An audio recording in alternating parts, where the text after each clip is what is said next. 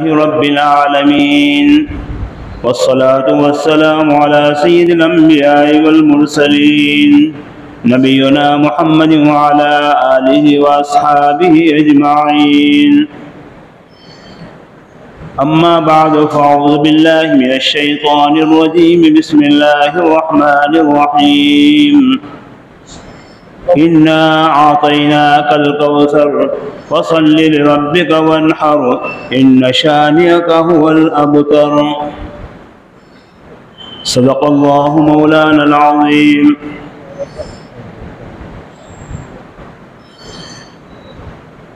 جمعہ کی بیان کا سلسلہ قیامت کی نشانیوں کے متعلق چل رہا ہے. پچھلی جمعہ کو میں نے کہا تھا کہ اب انشاءاللہ مہدی سے پہلے جو علامتیں ہیں وہ اور امام مہدی کے آنے کے متعلق باتیں بیان ہوگی. اس کو انشاءاللہ آئندہ جمعہ بیان کریں گے. درمیان میں چونکہ ہمارے لیے ایک بہت بڑا دن عید کا دن آ رہا ہے اور اس کے متعلق بھی کچھ باتیں ہیں جو ہم جانتے ہیں، ہر ایک جانتا ہے، لیکن بھولا ہوا سبق یاد دلانا ہے. اس لیے کہ عموماً کسی بھی بات کے اوپر عمل کرنے کے لیے ضروری ہوتا ہے کہ انسان کو اس بات سے غفلت نہ ہو. ہم باتیں بہت سی سنتے ہیں لیکن غفلت ہو جاتی ہیں، اس وجہ سے عمل میں نہیں آتا ہے. اس لیے انشاءاللہ جو ہے یہ قیامت کی علامتوں اور مہدی کی ظہور کا سلسلہ چلتا رہے گا. درمیان میں اس دن کے متعلق کچھ بیان کر دیں. اللہ تبارک و تعالیٰ نے ہماری عبادتوں کا سال جو ہے وہ رمضان سے شروع ہوتا ہے اور اللہ نے ایک عجیب ترتیب رکھی ہے. عبادتی سال کی ابتدا رمضان سے ہوتی ہے. اللہ تبارک و تعالیٰ نے رمضان کے پورے مہینے کے روزے فرض فرمائے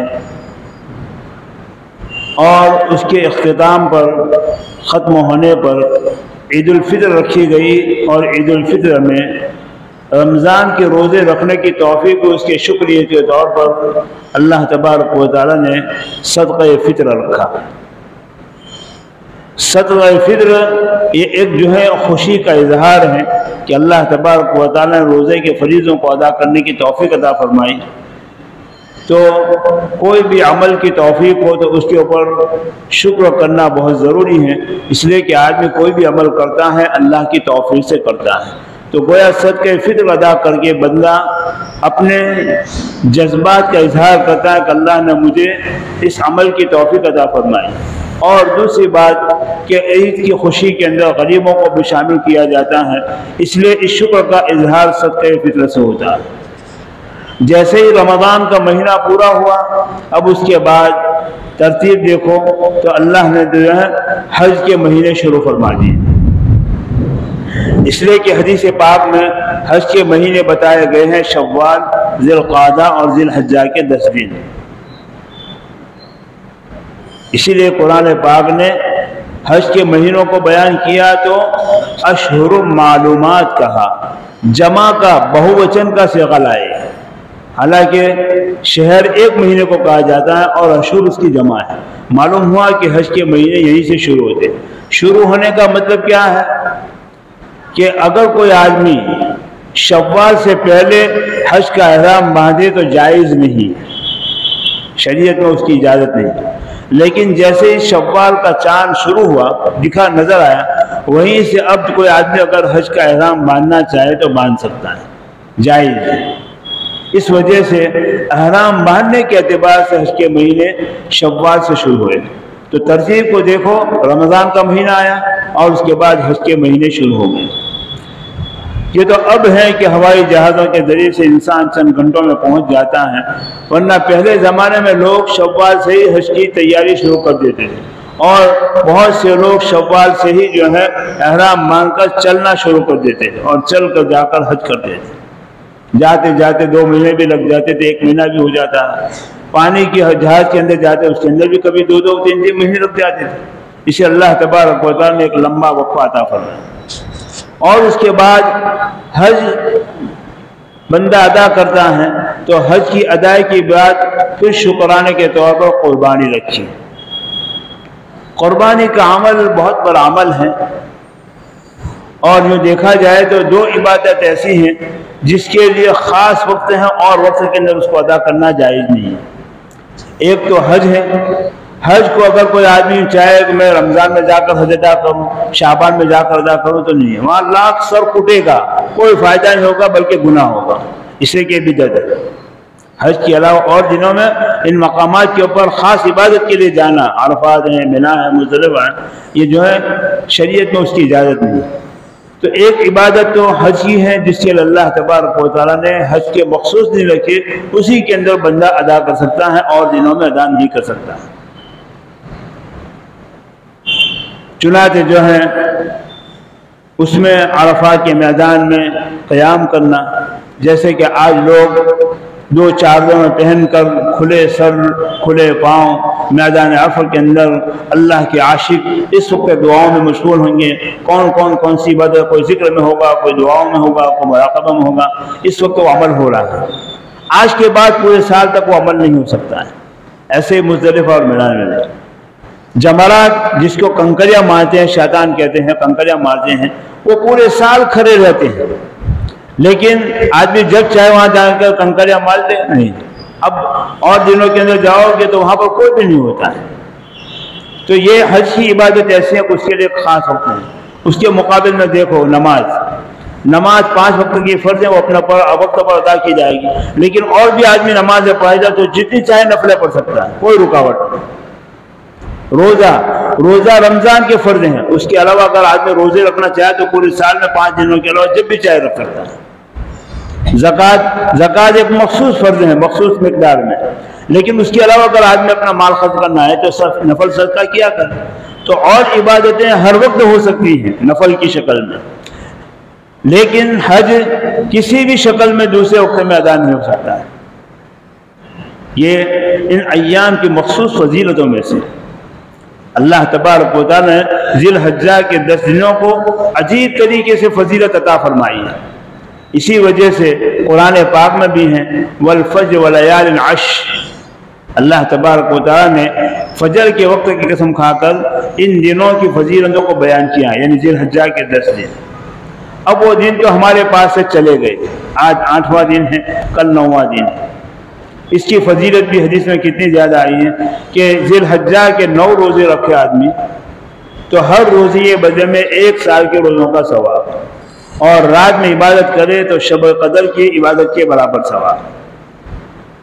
اللہ تبارک و تعالیٰ نے سرکار دو عالم صلی اللہ علیہ وسلم کے صدقے میں اس امت کو بہت کچھ نوازا ہے، تھوڑے سے تھوڑے عمل کے اوپر بڑی بڑی فضیلتیں بیان فرما دی۔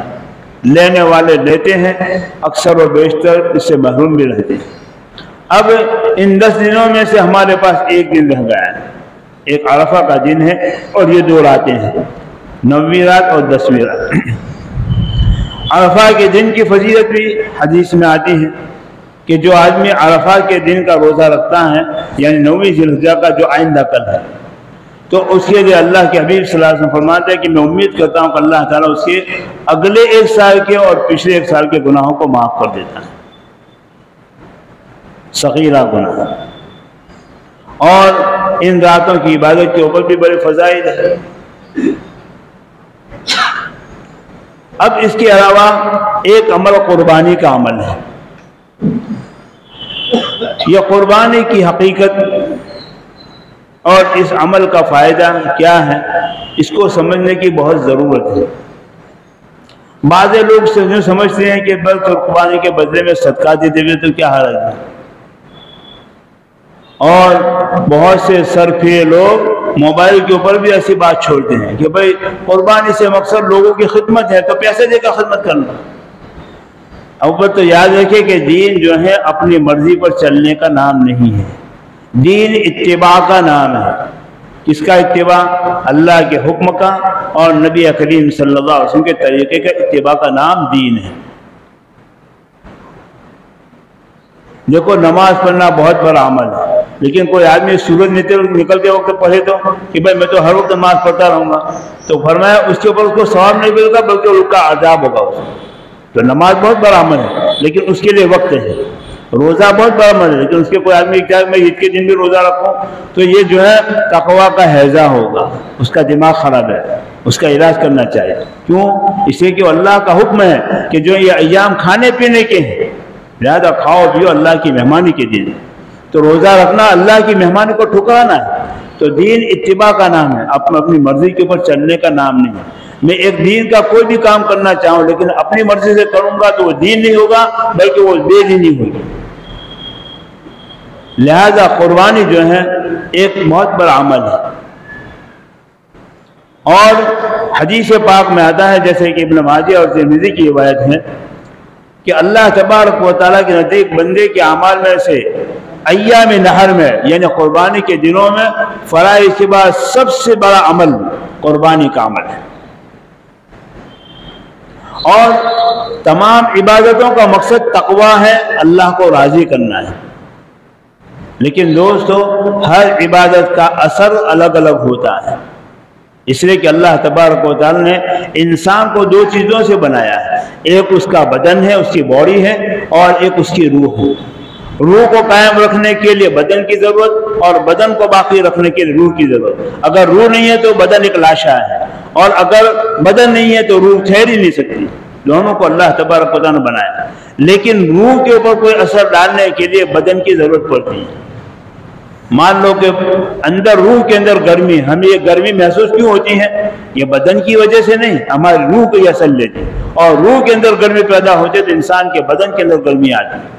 تو اگر جو آدمی کو گرمی لگتی ہے تو کیا کرتا ہے؟ پنکھا شروع کر دیتا ہے، اے سی میں بیٹھ جاتا ہے، نہاتا ہے، تو اس کے ذریعے سے روح کو ٹھنڈک پہنچتی ہے۔ تو جو ہے ہر چیز کے اوپر اثر ڈالنے کے لیے ایک اللہ تبارک و تعالیٰ نے مخصوص طریقہ رکھا ہے۔ اور دوسری بات یہ ہے کہ انسان کے اندر روح جو ہے، روح ایک ہی حصے کے اندر نہیں ہوتی ہے بلکہ بدن کے ہر حصے کے اندر روح ہوتی ہے، اور ہر حصے کی روح کا اثر الگ الگ ہوتا ہے۔ مثلا روح آنکھ میں بھی ہے، لہذا آنکھ کو دیکھنے کے لیے آنکھ کی روح کی ضرورت پڑے گی، اگر آنکھ کھول دی جائے تو روح ختم ہو جاتی ہے۔ لہذا اس کا مطلب یہ نہیں کہ وہ روح دوسری جگہ چلی جاتی ہے کہ چلو بھائی اب جو آنکھ کھل گئی ہے تو روح کان میں چلے جائے، کان دیکھے گا، ہو سکتا ہے؟ نہیں ہو سکتا۔ ہر جز کی ایک روح ہے اور اسی کے مطابق انسان زندگی بسر کرتا ہے۔ زبان کی روح الگ ہے، اگر زبان کی روح نکل جائے تو ایسے صورت میں انسان بول نہیں سکتا ہے، لیکن یہ روح یہ نہیں کہ ہونٹ پر آ جائے اور ہونٹ بولنا شروع کر دے، یہ نہیں ہو سکتا۔ ایسے ہی کہ تمام عبادتوں، نماز کا مقصد بھی تقویٰ ہے، روزے کا مقصد بھی تقویٰ ہے، زکوٰۃ کا مقصد بھی تقویٰ ہے، حج کا مقصد بھی تقویٰ ہے، اور یہ میں نہیں کہہ رہا ہوں، قرآن کی آیتیں کہہ رہی ہیں۔ لیکن ہر تقویٰ کا اثر الگ الگ ہوتا ہے۔ جیسے کہ انسان کی آنکھ کے اندر روح ہے، آنکھ پھوٹ جائے تو آنکھ دیکھ نہیں سکتی، لیکن آنکھ کی روح کسی اور جگہ پر جا کر دیکھ نہیں سکتی۔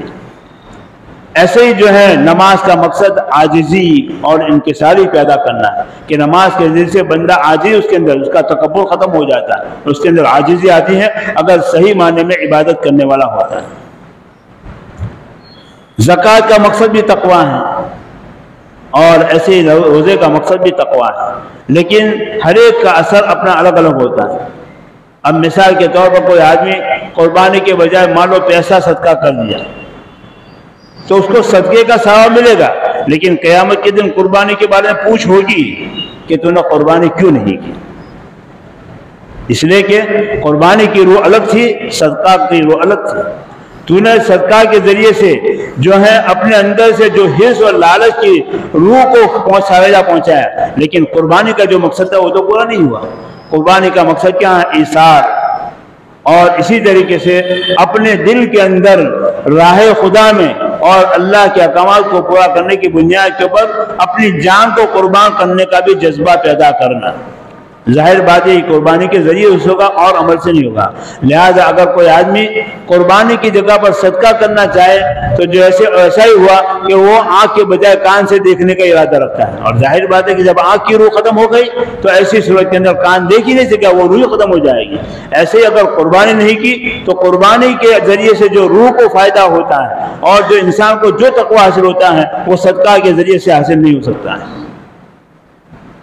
لہذا قربانی کا عمل ان 3 دنوں کے اندر قربانی کی جائے۔ ہاں البتہ کوئی آدمی کسی وجہ سے کوئی عذر معقول شرعی عذر کی وجہ سے وہ قربانی نہیں کر سکتا ہے تو اب اس کو حکم دیا گیا کہ اتنے پیسے تم قربانی کے خرچ کا کرو، لیکن اس کا مقصد یہ نہیں کہ اس نے قربانی کی، یہ نہیں کہا جائے کہ میں نے قربانی کر لی، وہ نہیں کہہ سکتا، بلکہ قربانی کے پیسے کو صدقہ کیا، امید ہے کہ اللہ تعالیٰ اس صدقے کی وجہ سے قربانی کے عمل کے اوپر جو گناہ ہے جو پکڑ اللہ تعالیٰ معاف کر دے گا، امید ہے۔ اس لیے دوستو قربانی ایک بہت بڑا عمل ہے، اور یہ گویا اپنے جذبات کی اور اپنے نفس کی قربانی ہے۔ اب جب قربانی ایک عبادت ہے تو عبادت کو بھی اللہ کے حکم کے مطابق کیا جائے گا۔ اسی وجہ سے دیکھیے نماز کے لیے حکم کیا ہے، کپڑے پاک ہوں، بدن پاک ہو، جگہ پاک ہو، قبلے کی طرف منہ ہو، نیت ہو، یہ ساری باتیں ہیں۔ اگر آدمی یہ کوئی بھی بجا نہ لا تو اس کی نماز ہوگی نہیں ہوگی۔ ایسے قربان ایک عبادت ہے، لہذا قربان جب عبادت ہے تو عبادت کو اسی طریقے سے کیا جائے گا۔ اسی وجہ سے صحابہ کرام فرماتے ہیں کہ ہم کو اللہ کے حبیب صلی اللہ علیہ وسلم نے حکم دیا کہ ہم قربانی کریں تو جانور کو دیکھ لیں، لولا نہ ہو، لنگڑا نہ ہو، کانا نہ ہو، دانت گرے ہوئے نہ ہو، سینگ ٹوٹا ہوا نہ ہو، یہ سارے عیوب کو دیکھا جائے گا۔ کیوں؟ اسے کہ عبادت ہے۔ جیسے نماز کے لیے کپڑے پاک ہونا چاہیے، بدن پاک ہونا چاہیے، ایسے قربانی کے لیے بھی ان تمام عیبوں سے جانور پاک ہونا چاہیے۔ اب جب بندہ قربانی کرتا ہے تو قربانی ایک عجیب عمل ہے۔ دیکھیے اللہ تبارک و تعالی نے حضرت ابراہیم علیہ السلام کو حکم دیا کہ اپنے بیٹے کو ذبح کرو۔ قال یا بنی انی اری فی المنام انی اذبحک فانظر ماذا ترى قال یا ابت افعل ما تؤمر ستجدنی ان شاء اللہ من الصابرین۔ حضرت ابراہیم نے اپنے لخت جگر سے کہا کہ بیٹے، اور وہ بھی کب؟ فلما بلغ معه السعی، جب چلنے پھرنے لگے۔ ایک تو چھوٹا بچہ مر جائے 2-3 مہینے کا تو آدمی کو قلق ہوتا ہے لیکن بھول جائے گا، لیکن ایک بچہ جب بوڑھاپے کا لاٹھی بننے والا ہو، سہارا بننے والا ہو، اور باپ کا ہاتھ بٹانے کے قابل ہو چکا ہو، اور ایسے وقت میں بچے کو جو قربان کرنا یہ بڑی قربانی ہے۔ تو ایسے وقت میں اللہ نے حکم دیا، کہا جاتا ہے کہ تقریباً 12-13 سال کی عمر کو پہنچ گئے تھے حضرت اسماعیل، تو اللہ نے فرمایا، اور وہ بھی خواب میں فرمایا، اس لیے کہ نبی کا خواب بھی وہی ہوتا ہے۔ لیکن آدمی تعبیر کرے بھائی ایک تو خواب کی بات ہے نا، اس کو چھوڑو، شیطان وہاں پر بھی وسوسہ کر رہا، شیطان نے وسوسہ ڈالا بھی تھا، لیکن حضرت ابراہیم علیہ السلام نے کہا کہ بیٹے میں نے خواب میں دیکھا ہے کہ میں تجھے ذبح کر رہا ہوں، تو بیٹے نے کوئی دلیل نہیں کی کہ ابا خواب کی باتوں پہ اور عمل کر کے تو مجھے ذبح کر، ایسا کچھ نہیں، بلکہ یا ابت افعل ما تؤمر، اے ابا جان اللہ نے جو حکم دیا آپ کر گزریے، میں تیار ہوں۔ یہ دوستو کیا ہے؟ یہ نفس کی قربانی، یہ جذبات کی قربانی، ہونہار بیٹا تھا اور آگے چل کر نبی بننے والا بیٹا تھا۔ حضرت ابراہیم علیہ السلام لے کر سے لمبا لمبی چوڑی تفصیل ہے، آپ سنتے ہی رہتے ہیں، اس کو دہرانے کی ضرورت نہیں ہے۔ حضرت ابراہیم علیہ السلام بیٹے کو لے کر چلے اور قربانی گاہ پر چلے، وہاں پر قربانی کرنے کی تیار کی بیٹے کی۔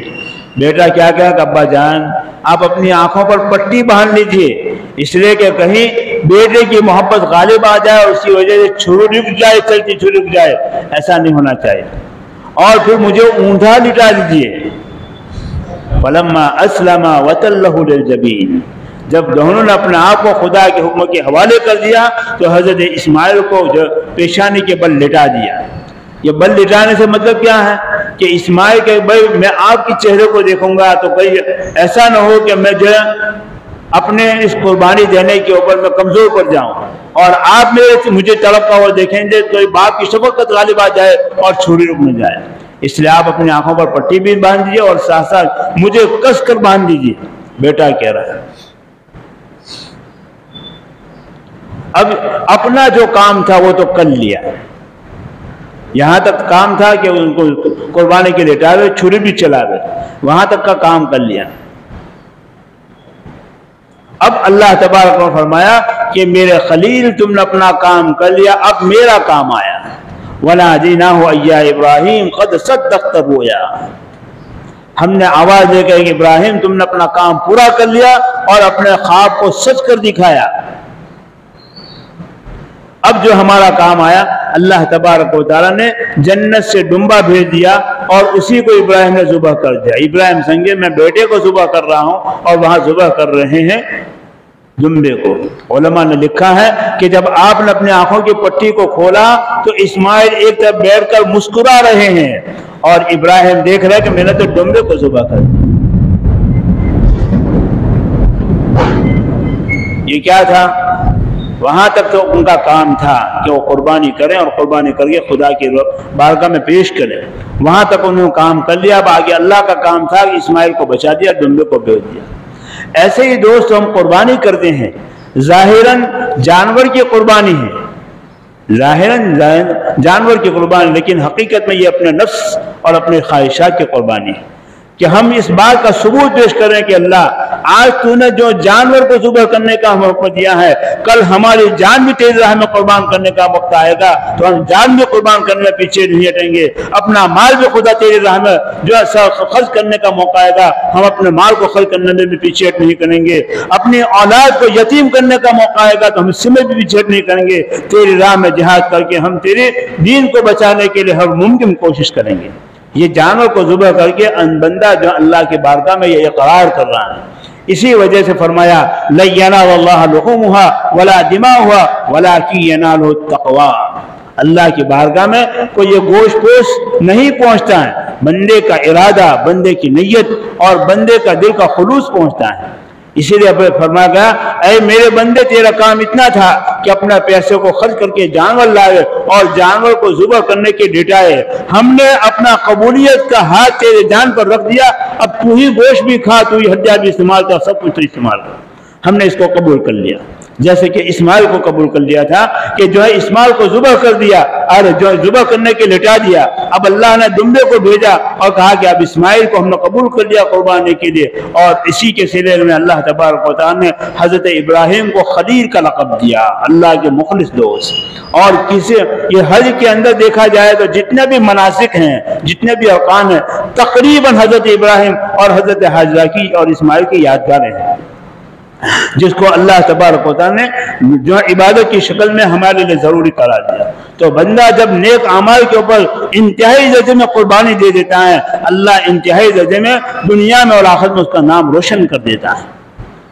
اس لیے دوستو یہ قربانی کا عمل بہت بڑا عمل ہے، لہذا اس کو اللہ کے حکم کے مطابق کیا جائے، اور اسی میں سے بھی ہے کہ سب سے بڑی چیز جو ہے وہ اخلاص ہے۔ دیکھو روح کو رہنے کے لیے بدن ہے، لیکن بدن کو خراب کر دیا جائے تو پھر روح باقی نہیں رہے گی، وہ بھی ختم ہو جائے۔ ایسے ہی جو ہے یہ قربانی کا عمل ایک ظاہری صورت ہے، اگر اس کو ہم بگاڑ دیں گے تو وہ قبول نہیں ہوگی، اور اس کو بگاڑنے کی صورت کیا ہے؟ بہت سی صورتیں اس میں ایک باتیں بھی ہیں کہ ہمارے اس عمل کی وجہ سے کسی کو تکلیف نہ ہو، جیسے کہ بہت سے لوگ گندگیوں میں جو گندگی کو راستوں پر پھینک دیتے ہیں، چوراہوں پر پھینک دیتے ہیں، جانوروں کو راستے میں ذبح کرتے ہیں اور ذبح کرنے کے بعد راستے میں صفائی بھی نہیں کرتے ہیں۔ ایسے ہی جانور کو لا کر باندھتے ہیں، راستے میں باندھا ہوا ہے، وہ پیشاب بھی کر رہا ہے، جانے آنے والوں کو تکلیف بھی ہو رہی ہے، پاخانہ کر رہا ہے، یہ نہیں ہونا چاہیے، بلکہ اللہ کے حکم کے مطابق ہو کہ اس عمل کی وجہ سے لوگوں کے لیے یہ عمل دوسروں کے لیے تکلیف کا سبب نہ بنے۔